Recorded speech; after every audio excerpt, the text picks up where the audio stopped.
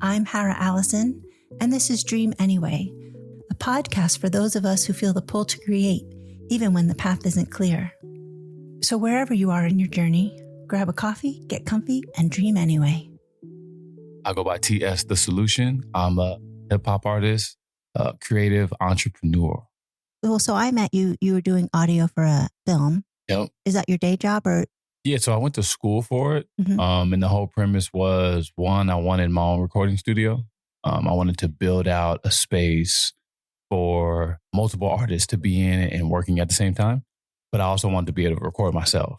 I didn't know that I was always focused on vertical integration as a kid, but it was always, how do I have my hands in everything production to come up with a song? Like, make the beat, writing, recording, mixing. How do I figure all that out?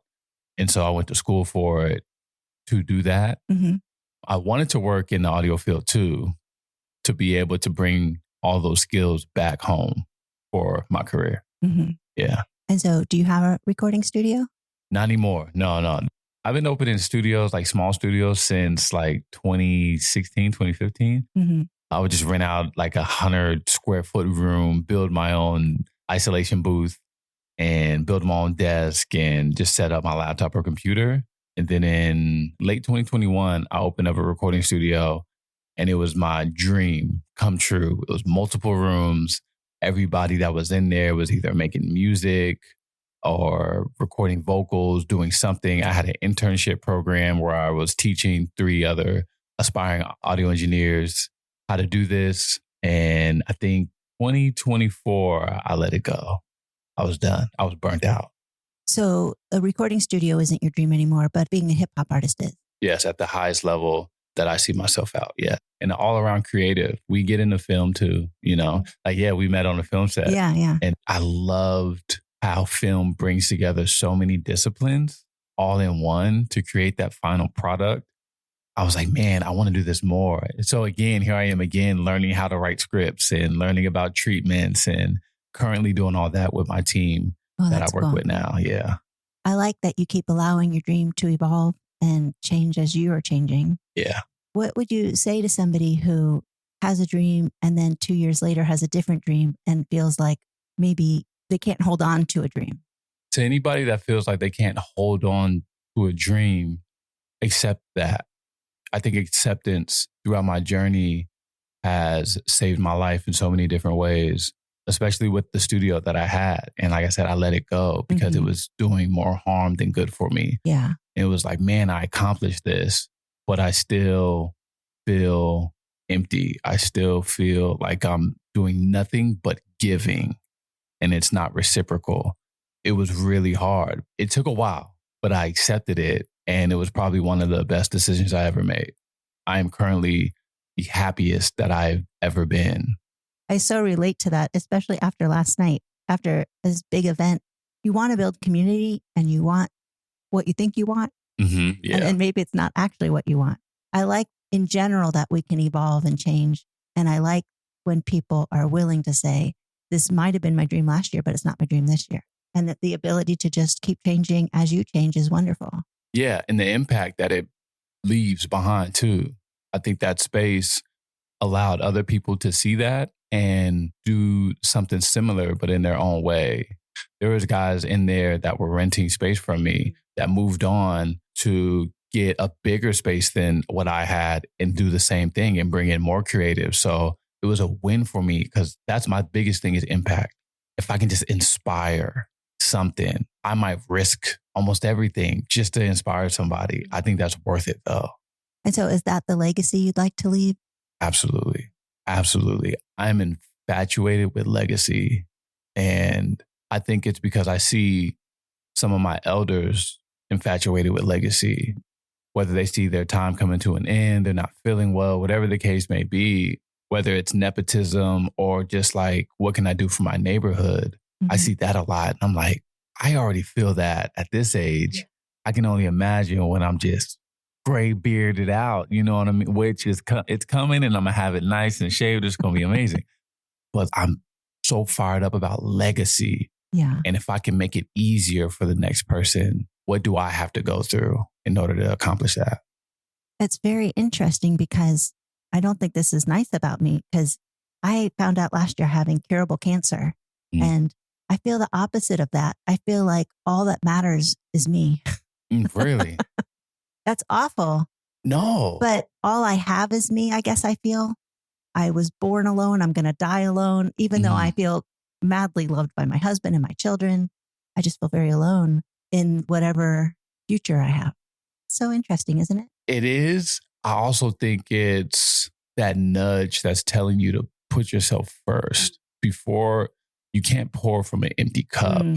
So it's, hey, I do need to focus on me and get myself right. Yeah. But I think the interesting part in that is whether or not you're accepting to people pouring into your cup as well, whether it's being fed, being nurtured, being spoken into. I had that feeling of isolation as well. And I realized my problem was I was trying to do it all by myself because I'm trying to do so much for everybody else. I'm like, I want to do this for you so bad that I don't want to burden you or bog you down. But some of my closest friends are like, no, that's not how this works. You need to be spoken into. You need to be invested into. You're worth it. You're worth the time. You're worth the energy. You're worth the effort, all that. They filled my cup to where it's like, oh, I get it now. Like I've been being fed my entire life. And now I'm just now realizing and witnessing that. And now I want to pour into. That makes sense. Yeah, I love that. Thank you. I needed to hear that. Definitely. You have children, right? Yeah, I got a pair of twins. Oh, how old are they? 12.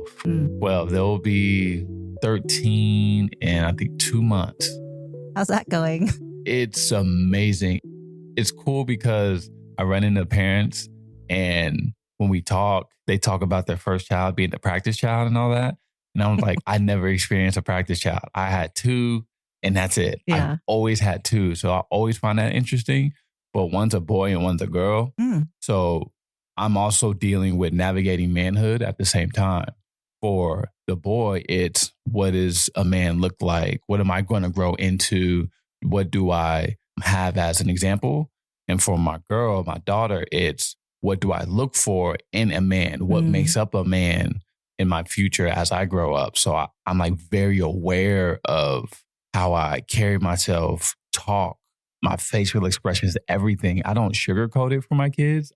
I'm very honest and raw with my kids, but I'm also very tapped into, okay, she's looking at me from a different point of view than he is. He is, oh, this is what I'm going to be. She is, this is what I'm going to look for in the world. Well, as far as my narrow mind can think. I hope that's true. And I love that you're thinking that. That's like this year. Last year was like one of my darkest times in my life.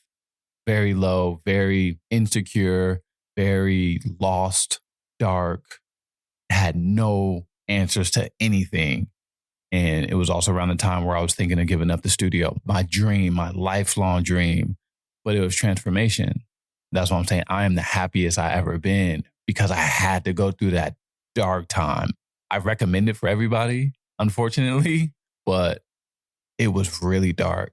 And now this year, I'm so self-aware. I'm extremely aware of my environment, who I am. I accept who I am. I accept my role in this community, but it's all because of those dark moments. Nobody can avoid those. Whatever growing up we had, if we could learn from other people's mistakes, nobody would ever make a mistake. That just doesn't happen. You have to go through it. You have to go through it. You can't believe your parents. No. You have to humanize your parents. Yes. That was like. That's life changing. Yeah. I was like, you're not always right. What you say is not law. This is what's going on here, you know? Taking them off a pedestal and realizing they're just exactly like you. You're a guy who had a kid and somehow you're supposed to know things. Yeah. That really changed my life, realizing that my mom was, 18 when she had her first kid and she didn't know anything. 18 and had 6 kids in 9 years. Wow. And also ran away from her home when she was 15, literally no tools in her toolbox. So realizing that she's just actually a girl who had a bunch of kids, totally helped. Yeah, a lot. Because I struggled with 2 and she had 6. I hope both of my daughters have kids at least so that they can understand that they're just kids who had kids. That's it. Oh, I love that. I was 21, 22 when the kids came, and I thought I knew it all. I had life figured out, like, oh, this is what I'm going to do. This is what life is. And it's like, they've taught me I know absolutely nothing Exactly. whatsoever. And even here now in my 30s, I know absolutely nothing. And my father-in-law will tell you every time I tell him my age, or I'll be like, oh, my back hurts, or my knees. Like, you're a baby. Get out of here. When my oldest was 15, I had to call the cops on her. She was so terrible. I literally just didn't know what else to do. Yeah. And now she's turning 30 and she gives me such good advice. I love that your generation is doing the work so much earlier, that you're so self-aware and also so intentional. I don't know if it was just me or my generation, but I didn't realize I had choices to form my life. I just kind of was a tumbleweed and didn't realize that I was responsible for everything. But taking responsibility for everything really changed my life. Yeah. I had lent some guy $10,000 and he never paid me back. My whole savings. And I was mad for a year. Every day I woke up pissed off. The first thing I thought of. And I went to see somebody and talk about it. And she was like, did he hold a gun to your head? Taking responsibility for giving the money to somebody I honestly knew wasn't good. Yeah. You know, like taking responsibility for my choices. That freed me. I have the choice to do it. And then I have the choice also to wake up every day, be mad or not mad. I love that we can change our perspectives on things, even though the facts happened.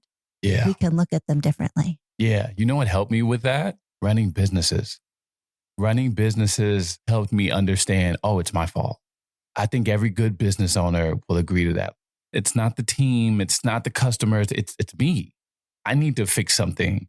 And that helped me with everything else in my life. I think any small business owner that has a job as well, because we own businesses and we still clock in. Our jobs are our, not safety net, they're our foundation, so that we know that our bills are taken care of while we go out here and hustle. So when we walk into our 9 to 5, there's a knowing that we have as business owners, just like the people that operate this 9 to 5. The reason why I can have a 9 to 5, somebody owns this organization or started this. And we walk in knowing with that same mentality that if the job doesn't get done, it's my fault. That's it, period. I need to get it done. I take accountability way better than I ever have after owning a business. And I test a lot of my willingness to do things and awareness to business. Yeah, that's really good. How is the hip hop going? Good. I have, I wouldn't say, I guess I can kind of say a new team. I would say a new formulated team around me. And it just comprises of mainly 2 people, Jazz Boyd and Kyra Maddie. And Kyra is taking on, we call her Kai. She's taking on the management role, as well as doing a lot of photography, a lot of creative direction. And Jazz Boyd, who is, I call him the visionary, is also in the creative strategy, creative realm for me. And it's been going great. We have about 4 shows left this summer, 3 in Spokane, 1 in Seattle, which we were trying to get out of the city a lot more, especially in 2026. The music has always taken me different places. We've done residencies in Sisters, Oregon, Orcas Island. And yeah, I'm enjoying it. I don't know how to explain it. I'm in a space of abundance right now. So everything is easier. It's not that survival mentality anymore. So the hip hop realm is looking good. It's feeling good.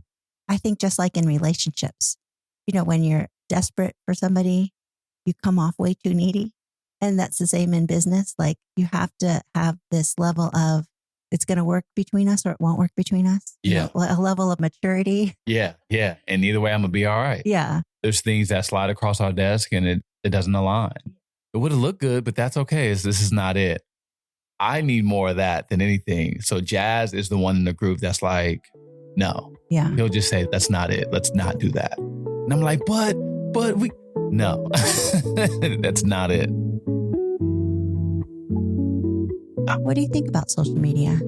I love social media. I think social media is not reality. That's for sure, but people don't know that either. People don't know that. It's like plugging into something, right? When you hop on your phone, you plug into this other world. I love social media for the connection and for the knowledge. I'm a student at best and I'm a sponge. There's a lot of goofy stuff that happens on there. Some people love it for entertainment. I love it for knowledge, but I love social media. Mm-hmm. I think too, people don't post on social media. I don't know if they're just afraid of what they may look like and whatnot, but it's like, especially if you have a gift and you have a message to share, I think be selfless. Like I listen to rappers for that message. We used to listen to rap to learn principles and morals and standards. I never listened to rap on a surface level. So with social media, it's the same thing. It's, hey, you have a message, you have something to say that can save somebody's life. You think it's small because it's your idea, which is another thing. A lot of people don't have ideas, like at all. Like we were told to guard our ideas because they're worth millions. And I never understood that until recent when I was like, oh, me sharing my ideas is how some of these businesses stay afloat because they don't have ideas. Now I see why cheap people charge for consultation because these people have no ideas. But that's how I see social media. I see social media as a way for us to connect, for us to learn, to teach one another without having to go through historical systems. When you say people have no ideas, I think that everybody's creative. Do you not think that? No. So when somebody says they can't draw, do you believe that? I guess we do all have our limitations, but I just think creativity lives inside, but maybe it doesn't. I used to think that. So I read the book, The Artist's Way. Yeah. And I think it says everybody has that creative inside, but their environments or how they raised or how they're raised kind of pushes that kid in us down, suppresses it. I had a meeting with a guy and there was a couple of us and we were looking at this warehouse and we envisioned an arcade and we were pointing at certain areas and then we look over to him like, what do you think? He said, I have no idea. I'm a numbers guy. I can't see anything that you guys are seeing. Yeah. That blew my mind because I too was like, everybody has ideas. Everybody's creative. No. Okay, some that's people fair. are just. Because I'm not a numbers guy. So I totally see that we need all the people in all the world. I don't know how architecture works whatsoever, but it looks very, very cool and important. There's just certain things that I just can't fathom. And that's what I think it is. Yeah, that makes sense. It's how people treat certain people. And it's like, how do you come up with that in your head to treat somebody that way? Yes. I can't fathom that. And I think that is how some people look at the arts. That makes total sense, actually. I think I just feel bad for people that aren't creative. Me too. Because I think, what else is there? Making art and making things, that's all I can think about. Yeah. Taking a photo just really like lights me up and people can't believe how fast I edit, but I'm way more excited than the model because I cannot wait to see what I made. Yeah. I feel so excited. So excited. So I'm sad for people who don't have that kind of thing. Because it's therapeutic for us too. Yeah, It's totally. like we just get lost in what else does anybody ever want to do but what I'm doing now? And it's like people want no parts of this. I did a photo shoot recently. I had 7 people and I promised them 5 photos. And their shoots were only 15 minutes, but there were so many great photos. I ended up editing about 70 images of each person and took 14 hours editing. Wow. But I just loved it. And I didn't feel like, oh, I didn't get paid for this or anything. I just was like, these people need to see these beautiful photos of themselves. Man, you are the archetype that keeps this world spinning. Too many times I hear that's not my job or I don't get paid for that. And something doesn't get done that needed to get done. Oh, yeah. To make everything really good. We work with certain groups in this town and that's not my job. That's not what I get paid for. A lot of that. And then I see groups that are like, I don't care. It needs to be done. They're the ones that just turn this city up. Yeah. And make it what it is. Somebody said last night I had photographed him recently and he was like, I need to pay you more. You gave me way more images than we agreed to. And I was like, but you don't need to pay me more because that's what I wanted to do. Yeah. I would have charged you if I insisted on it. Yeah. Thank you. Thank you for that because that energy is contagious and we need more of that more than anybody knows. What do you think about this? Because this is very current for me. What do you think about you know who you are, you being who you know you to be, Mm-hmm. and one person has a good experience of you and another person has a bad experience of you? Mm-hmm. Have you had that? Absolutely. How do you reconcile that? I'm really struggling with somebody thinks I'm a safe place and somebody else is upset with me. Yeah. It's not my job. Yeah, I got to remember that. I can't shape how you see me. I do my best to be a good person. I do my best to be a fair person, but that's not for everybody. Right. The safe space thing is a great example because everywhere is not a safe place for everybody. Anybody that says it's a safe space, I have to be a little on the questionable side because somebody in here is against everything that I stand for. And because this is a safe space for everybody, all those energies are allowed to be in here. And I'm on paranoia mode now. I wish folks would be okay with that and always go to the extreme of like the Ku Klux Klan doesn't make safe space for the Black Panther Party. Absolutely. That's such a good example. There's two different ideologies and it's drowned in hate. It's not drowned in, I just believe this and you do your thing. I believe that you do your thing. It's not that. It's I'm against you and everything you stand for. Yeah. Which is wild, but it's not my duty to make you see how much of a good person I am. That's completely up to you. And I respect whatever you see from me, but I choose to move this way. So I think you should tell your father-in-law you do know things. I needed to hear that so much and be reminded. And I've done the work and I know this is true. One of the people I really love listening to is Byron Katie. I don't know if you know her. That sounds so familiar. Somebody had asked her, how do I respect anything that this person believes? That's different than you. Mm-hmm. And she helped me remember at the time, not this minute, but it reminded me of this, that, you know, we all have our beliefs and we all think we're right. The Ku Klux Klan absolutely believes they're right, Mm-hmm. you know, and you just got to let them. So let them is the thing, right? That was so helpful. Thanks so much for being here today. I wish traveling was more doable for us as a people because this world is full of just different people from different points of views and being trapped in just one spot that becomes your world. That becomes everything you know. It's like our parents, right? We believe everything that's said here and done here is the way and that's it. Like, no, there's so many different ways and so many different perspectives to view any type of interaction. It's the thing about hating somebody because who they love, the color of your skin, or what you believe in your head. Like, people don't like me because I'm Jewish, which fascinates me.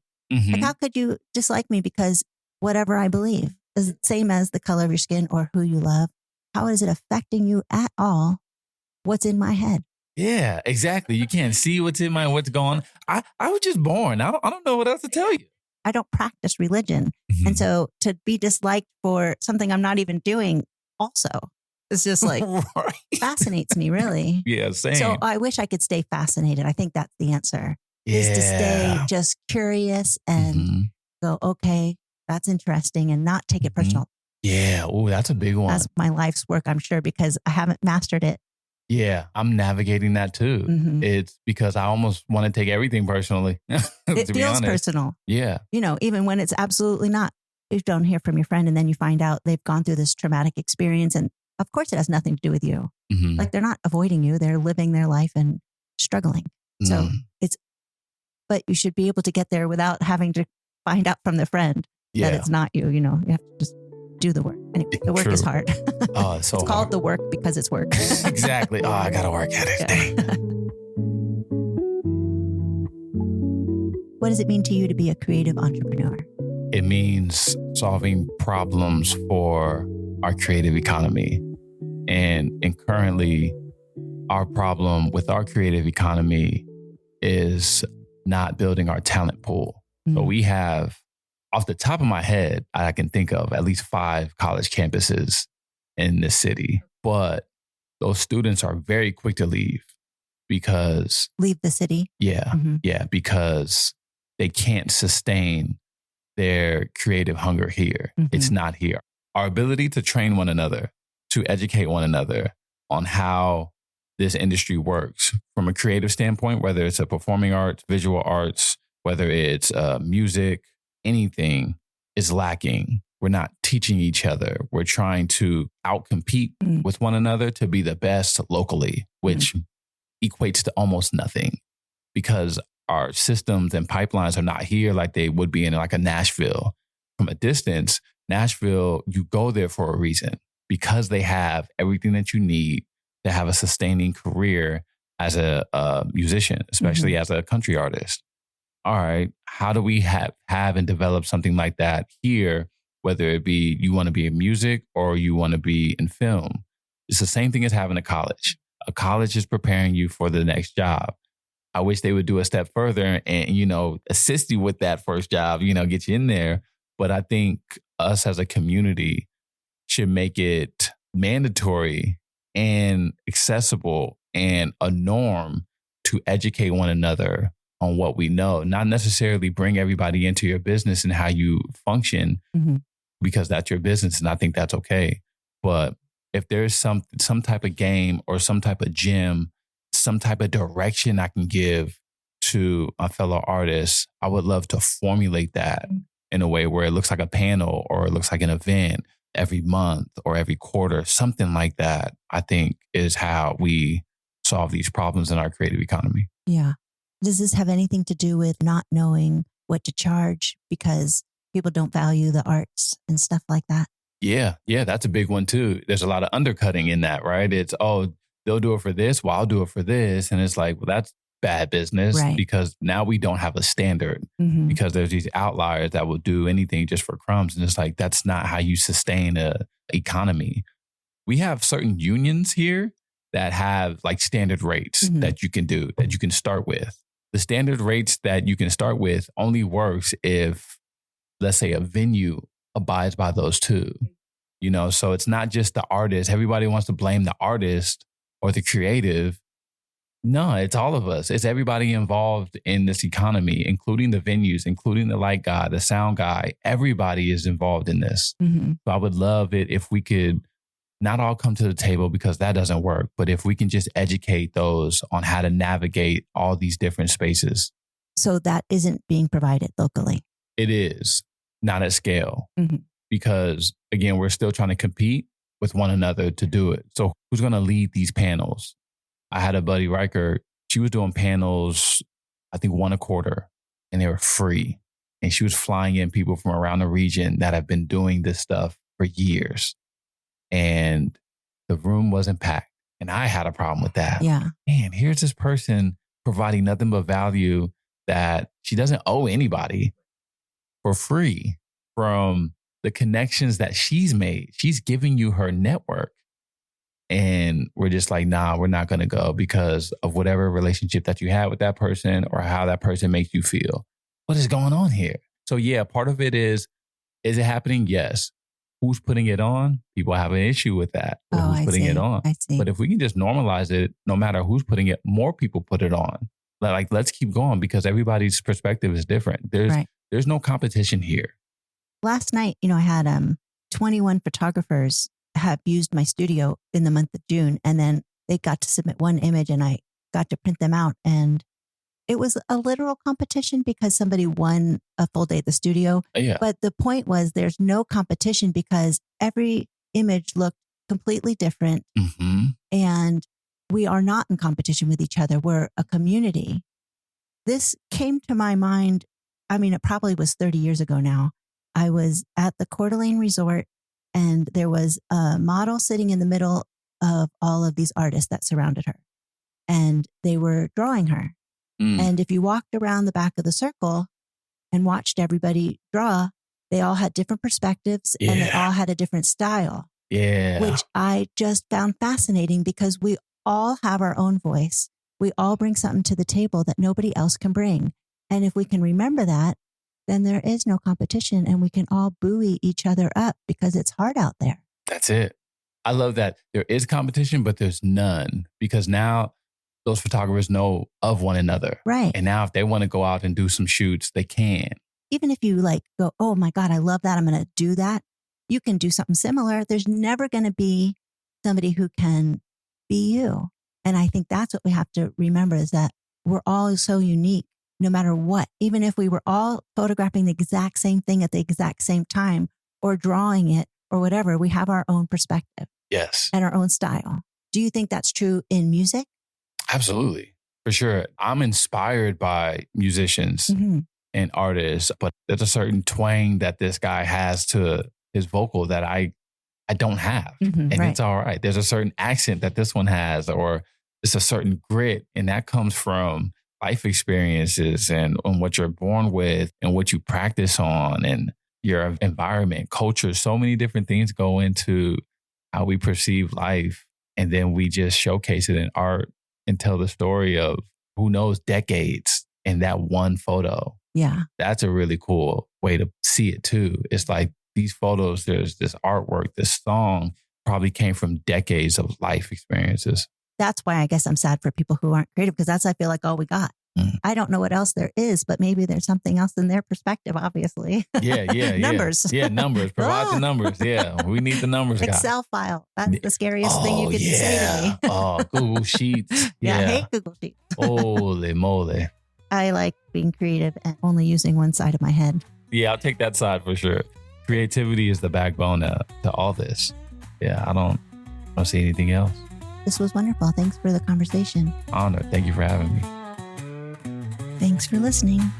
New episodes drop every Thursday.